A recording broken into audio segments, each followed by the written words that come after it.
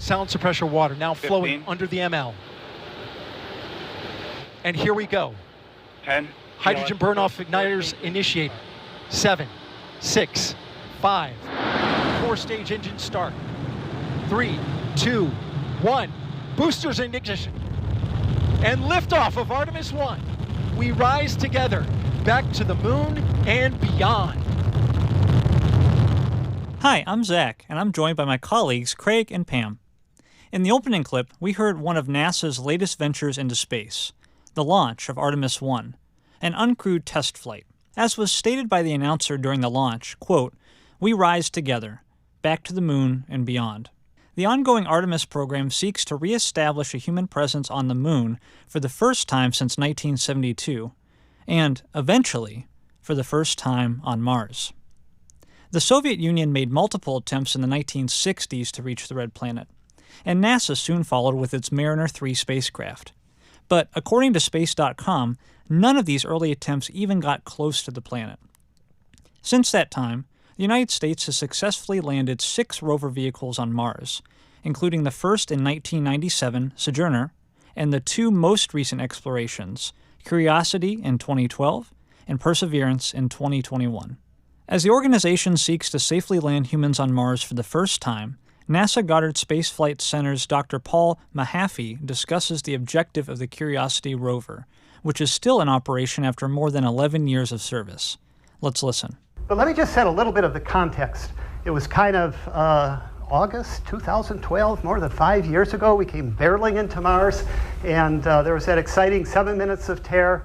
And we landed safely on the surface thanks to the great engineering team at JPL that got us there. But the objective of the mission really was to explore a habitable environment on Mars. And right off the bat, we just found incredible things. We found clays that were formed by water. The rover Curiosity is just extremely capable. Habitable environments for humans and the presence of life on Mars are no longer dreams. They're reality. After the break, we'll hear from Dr. Jennifer Stern, planetary scientist at the NASA Goddard Space Flight Center. Dr. Stern served on NASA's science team for the Curiosity rover and is also a team member of the Sample Analysis at Mars, or SAM, instrument suite, one of the 10 instruments on Curiosity, which uses mass and laser spectrometry to measure the chemical composition of the atmosphere and surface of Mars. So stick around for what promises to be a discussion that will be out of this world. We'll be right back, and then head to infinity and beyond. Joining us today is Dr. Jennifer Stern, planetary scientist at the NASA Goddard Space Flight Center in nearby Greenbelt, Maryland. Jen, for our listeners, could you please expand on your background and your role at NASA? Sure. Like you said, I'm at NASA Goddard Space Flight Center. I'm a planetary scientist, and my specialty is the geochemistry of Mars and other planetary bodies. The group I work with develops instruments called mass spectrometers. What they do is they measure molecules, the mass of molecules, in order to identify them. And we use these mass spectrometers to study the composition of the atmosphere of other planets and then also the rocks or regoliths of other planets. In addition to that, I support all of that work that our group does by laboratory work, developing instrumentation, and analyzing samples that are in some way like Mars or another planet. And sometimes I actually get to go to those places in the field that are Mars-like in some way, like Hawaii or parts of Greenland. And I get to study those environments and collect those samples to bring them back to the lab. Wow. That sounds like a very engaging and exciting job. And so I know it's difficult in a nutshell, but in thinking about the different technologies and the instruments that have historically made the travel mission to Mars, could you talk about Curiosity and how you were involved in it and what you learned as a result of it? Sure. So I've been involved in some way with Curiosity missions since 2008, which is when I joined the team at Goddard that was building this instrument, this mass spec, called Sample Analysis at Mars, and we call it SAM for short. So this is an instrument in the belly of the rover, and it measures, it will heat up rocks and look at what gases come off and analyze them with a mass spectrometer, and then identify them. So we can tell, CO2, different organic molecules, different, just all sorts of things. We can tell whether there are organics in the rocks and whether the rocks contain sulfur, all those sorts of things. We also can measure the atmosphere in the same way. And so that building and developing and testing, all of that takes a long time. And when I joined my group, it was sort of at the tail end of that part of the mission development. And then we launched. I went down to the launch. I got to see the launch of Curiosity, which was super exciting. And then when it landed at like 1 a.m. On East Coast time, I was actually at NASA Goddard doing some outreach about the landing. And then after that, for 90 days, I wasn't there the whole 90 days, but the whole team, the whole mission team was at Jet Propulsion Lab, living on Mars time and basically kicking the tires of the instruments and the rover itself, doing some of the very first measurements. And so I would go out there for 2 or 3 weeks at a time and work with that team living on Mars time. Since then, over the course of the mission, which now we've been operational for over 10 years, which is awesome. We have measured our instrument, the Sample Analysis at Mars instrument, has measured probably over 20 samples, 20 solid samples, and much more atmosphere. And we've learned a whole lot just from those samples, and also from all of the other information the rest of the instruments on the rover tell us. It would take all day to tell you everything, but I'll pick 3 high points that I think are the most interesting. We learned that there's actually organic carbon in the rocks. And this organic carbon is carbon that is bonded, carbon-hydrogen bonds. Organics can be made in many different ways. The planet itself, Mars, can potentially make organic molecules abiotically, just through the chemistry that happens in the rocks themselves, in the mantle. Mars can also get organics from interplanetary dust particles and meteorites and everything falling into Mars, just like stuff falls into Earth, stuff falls into Mars too. And those things bring organic molecules. Of course, organics are of such interest because some specific organics are associated with life. We certainly haven't seen the very specific organics that would indicate life, but we have seen, we've been able to quantify the carbon in the rocks and also figure out what kinds of carbon, what kind of molecules we've seen.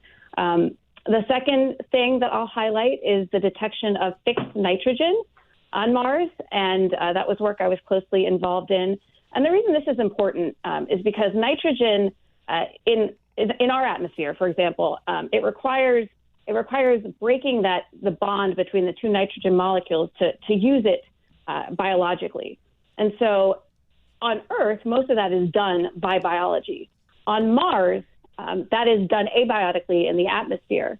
But the fact that that's happening, and the fact that you have fixed nitrogen means that it's chemically available, were life to be there. For context, this fixed nitrogen is nitrate, and that is the form of nitrogen that you find in fertilizer because it is so biologically and chemically available. And then the last one would be methane. So there's this big controversy over whether there was methane on Mars from the orbital detections and the telescopic detections. But we've been able to, on the surface, actually measure the low amounts of methane that are coming and going in the atmosphere. We don't know why or what's causing that. Methane is really interesting because at least on Earth, like 90 to 95% of methane is from life, from breaking down of organics and from life. In this case, there are geological and atmospheric processes that can make it, but it's really interesting that we see it and that we also see it vary in a seasonal way, that we think it actually cycles. So those are sort of my top 3, but we've learned so much over the last 10 years, and we're still learning. It sounds like you have a fantastic job, and I have to say I'm a bit envious of just how much information you've been able to gather just in those short 10 years. But there's something you said just a little bit ago that piqued my interest, that You said that Mars is like parts of Hawaii and Greenland, and now you've just said that there's similar matter that we have in our fertilizer here that is present on Mars. So considering that, and considering the 20 solid samples that you mentioned that Curiosity has gotten, can you just briefly compare Earth and Mars? Sure. Well, that similarity, specifically, I'll address the Hawaii and Greenland. So Mars is basically all basaltic rock, and that is the same kind of rock that is what is erupting in Hawaii and makes up the Hawaiian islands.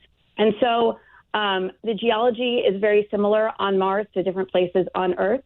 Sort of bigger picture, Mars is half the size of Earth. And this is important to consider because of this, it cooled faster than Earth after planetary accretion. So after the Big Bang, when all of the stuff was kind of coming together to form the planet, Earth cooled more slowly. And in fact, we still on Earth have this liquid nickel iron outer core of inside the Earth. And that's what gives us our magnetic field. Mars, because it's half the size of Earth, cooled faster and doesn't have that liquid molten center anymore. We're not sure if it ever did, but we don't think it does now.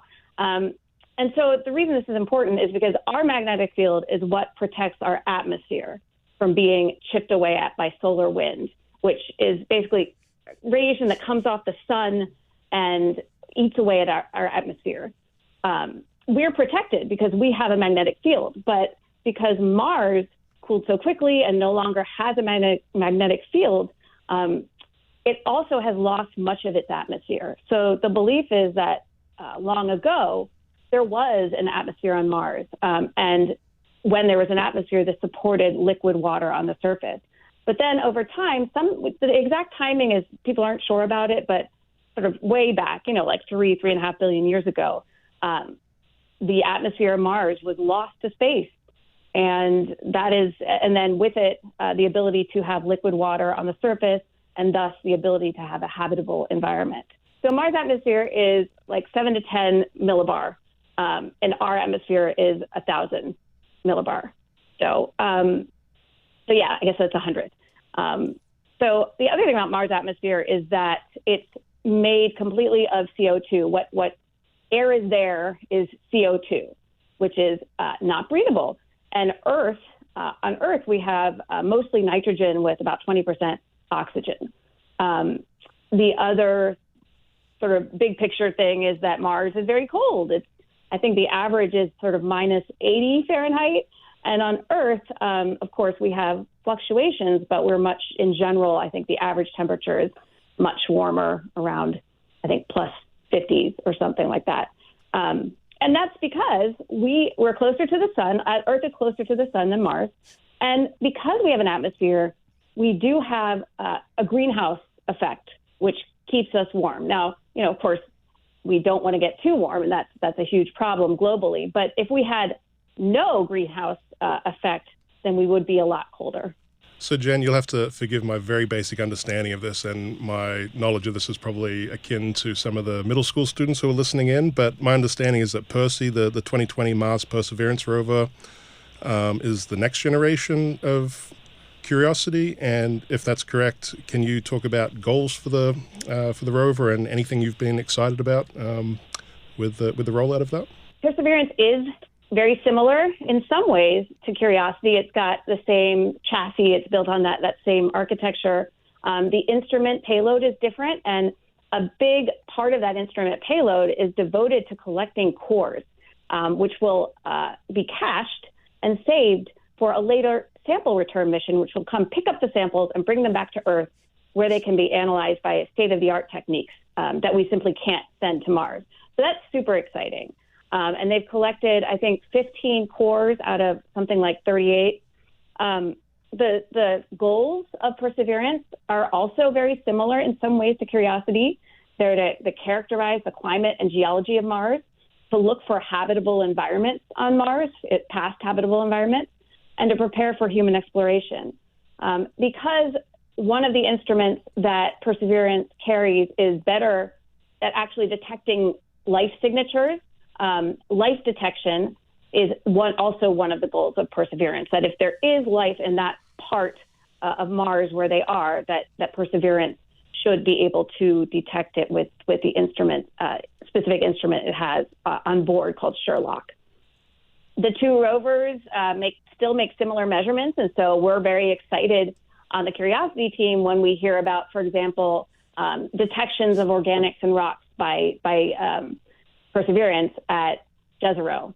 So even if we can't compare some of the data one to one, we're learning about similar environments, Jezero and Gale, where Curiosity is at Gale crater and Percy is at Jezero crater, and both of these are very habitable environments and once held liquid water and deltas.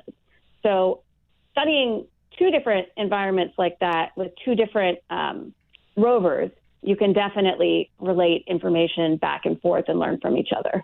So considering the data that you talked about that has been collected, the samples that have been collected, and whether or not there has been life on Mars or is life on Mars, but just in thinking about our natural curiosity and that of young people who will be listening, is it possible to speak about whether we will ever be able to colonize that planet? So NASA has no plans for permanent settlements on Mars. The amount of resources required to do that are just enormous. The air is unbreathable, and while we do think that there are subsurface sort of permafrost ice deposits, there's no way to know if that's safe water to drink. There's other things such as food, etc. It takes 9.5 months to get to Mars, and that's just for what we've sent. It's very difficult to land on Mars. There are a lot of things that make it very impractical. There are a lot of things that make it very impractical to think about a permanent settlement on Mars. And also, I don't think it would be very desirable. Near term, NASA's focus is sending astronauts back to the moon and building the infrastructure at the moon in order to stage long-term missions for Mars. Because we still are planning to send people to Mars, just not for long-term settlements. And so at the moon, we'll be able to learn how to live away from Earth. The moon is about 3 days away by spacecraft from Earth, whereas Mars is, months away. At the moon, we also will have plans for a lunar gateway, which is an outpost that will be orbiting the moon. So astronauts will go there and also to the lunar surface. And I think the idea is to have a more permanent or extended presence on the moon with no real plans for such a thing on Mars, again, because the amount of fuel it takes to get all of the stuff that you need to live on Mars to Mars before you could ever be self-sufficient, it's astronomical. And it's not really practical. Well, I'm thinking about the practicality of short and long-term goals. What would be your message to students, both those who might be interested in being one of the first to colonize the moon, or those that might not be interested in science and space? So for anybody interested in anything, I mean, for science, folks interested in science, get those basic math and science courses out of the way, even if you don't like them or you don't feel like you're good at them. And I mean, there's certainly analogs in other fields as well. There's sort of the basic foundational courses that aren't always the most fun or interesting, but that give you the foundation for what you want to do later. My path to where I am now started when I was young and loved being outside, skiing and hiking and in the mountains, wondering how mountains formed and why, like the Rockies were so much bigger than the Appalachian Mountains. And so that is what drove me, is interest in the natural world and curiosity about the natural world. So tuning into your curiosity about whether it's the human body, space, the earth, or anything, just focusing in on that curiosity and following that, I think, is really important. And sometimes you have to go through the less fun stuff to get there, to put in the work. But eventually, stay interested in what you're passionate about, and you will get there. Also, what you're curious about is going to change over time, and that's okay. In fact, that's what makes life interesting. And this applies to any field. Just that I think being in middle school, high school, and even college, you're still building that foundation and not necessarily able to get to some of the fun stuff. But you will get there, and just remembering to keep your excitement and your passion focused on that thing that you're curious about. Jen, we really appreciate your time today. And as we begin to wrap up our call, are there any online resources you'd like to share with our listeners to learn more about your work and the programs at NASA? Sure. You can go to mars.nasa.gov to learn all about Mars and all of the missions that are active and the ones from the past. You can also learn a bit about the Mars sample return there. And then you can go to nasa.gov, and right on the front page of nasa.gov there's a lot of information about Artemis and going back to the moon, and how that going back to the moon is a step towards getting to Mars. It's amazing. Yeah, because I was checking that out, and I just went down the rabbit hole of really cool resources you have, even for teachers, ready to go ideas and lessons for just to continue to pique children's curiosity. So thanks so much for sharing all that. As a team of former classroom teachers, we value every opportunity to learn and to explore that curiosity that Dr. Stern talked about. And that is certainly true for us here at CSPAN. We like to say that whether you are a political junkie, a history buff, or a nonfiction book lover, you're sure to find a topic of interest to you on our networks and in our vast archive of programs in our video library. You never know where you'll find inspiration to explore something new and challenge yourself and expand your horizons, and that is how we discovered Dr. Stern. I attended a presentation she was giving on the topic of Mars, and with all the milestones that have occurred in the last few years, we thought we would focus this episode on the exploration of space. So, why Mars? As we continue to highlight some of our coverage of space programs, let's listen to University of Southampton Associate Professor Jessica Whiteside talk about our fascination with the planet and why it's valuable for us to study it today. So can you help people understand why the study of life on Mars, or study of Mars itself, is valuable to humankind? This is a fantastic question. So ever since Galileo looked through a telescope and saw Mars, it has fascinated the public. It has fascinated people in terms of if there's life outside of Earth within our solar system. Now, it's not just a philosophical or existential question, are we alone in the atmosphere? But there are very important implications if we do find life on Mars. One of them is that we would then have follow-up questions in terms of, did life originate first on Earth or on Mars? Because if life is the same age on both planets, there are implications that possibly all life on Earth actually came from Mars. That is, that Earthlings are actually Martians, and vice versa. It could mean that if there was life on Mars 3.7 billion years ago, when it was a blue world with all of that water, then there was life on Earth at the same time that possibly that life on Mars came from Earth. And the way that would work is, we know from our own landscape that there are several instances when Martian meteorites have smashed into our planet, leaving evidence behind, leaving those actual rocks. So there could be transport of life between the two planets. It's all very fascinating. There are endless questions in terms of what it means for life on Mars, life on Earth at the same time, and that interplanetary confluence, fertilization between the two planets. This clip sparked an interest for me to dig a little deeper into the question of life on Mars and its relationship to Earth, and I think using it with students can ignite an interest for them as well. It could serve as a springboard to a conversation about what living things need to survive as students consider their own communities and what elements they need to thrive. They could also research images to compare the landscape of both Earth and Mars, as Dr. Stern discussed, and create a poster reflecting those similarities and differences. Or investigating the different types of equipment or instruments that have been used to collect data from Mars offer students another area of interest to explore technology. There are so many different directions you can go in to inspire students who will experience advancements in space and travel in their lifetimes. And while NASA has served as the governmental arm of space exploration for the United States for quite some time, since the aftermath of the Soviet Union's launch of the first artificial Earth satellite Sputnik 1, increased interest in the private sector has forever changed the future trajectory of space science, engineering, and discovery. John Logsdon of George Washington University's Space Policy Institute discusses the impact of the work of business leaders like Elon Musk, Jeff Bezos, and Richard Branson.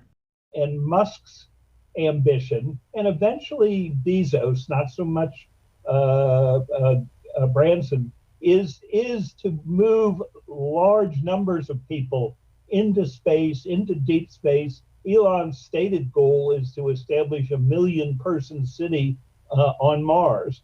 And Bezos' stated goal is to move heavy industry and into outer space, into deep space, and have thousands of people working in space. From establishing cities to building heavy industry in space, the next generation of scientists, engineers, business leaders, and politicians will have plenty of questions to consider. But how can we best support our youth, our future leaders, now? Well, looking through the lens as the former teachers that we three each are, we create free content on our C-SPAN Classroom website for educators to use with their students. And those resources that we develop pull from a wide variety of our television programs, offering differing viewpoints on any given topic. We frame those resources with the idea that students will hear diverse perspectives on the topics and issues that you are showing to them, so that they can listen to the information that is being presented in our clips and hopefully arrive at their own conclusions. So we've developed a variety of resources that focus on everything from space travel to engineering and the technologies employed in lifting rockets from the Earth, and even bureaucratic considerations like policies and funding for all of the various space-related programs. Exposing your students to these ideas and concepts may prove to be the spark that helps them to discover their own interests, and we would encourage anyone interested to explore NASA's youth and community activities and opportunities on the web. As we wrap up this episode, let's listen to Planetary Chief Scientist Nancy Chabot recall how she too was inspired during her youth to pursue a career in space science. I think as a kid, I was really just taken by those visions of different worlds. I really loved that there was worlds with 2 suns, or worlds made of ice, or worlds where people lived in clouds, and all of these sorts of things. And I think that just that made me, and then you look around and there's so much about our own solar system that we have yet to discover, and just these fundamental things that we're doing for the first time. And so it's really sort of a childhood dream come true. New York Times science journalist John Noble Wilford once said, quote, "Mars tugs at the human imagination like no other planet. With a force mightier than gravity, it attracts the eye to the shimmering red presence in the clear night sky." Once again, we'd like to thank Dr. Jennifer Stern of the NASA Goddard Space Flight Center for being part of the discussion today and offering her expertise on Mars and the future of space exploration to the Moon and the Red Planet. You'll find all the resources that we highlighted in this episode and more on our featured resources page at www.cspan.org/classroom. And if you'd ever like to connect with our team to learn more about what we have to offer to teachers and students, please email us anytime at educate@cspan.org. And that's it for this week. Please remember to like and follow our podcast wherever you listen so you don't miss our next episode. Until then, thank you for joining us.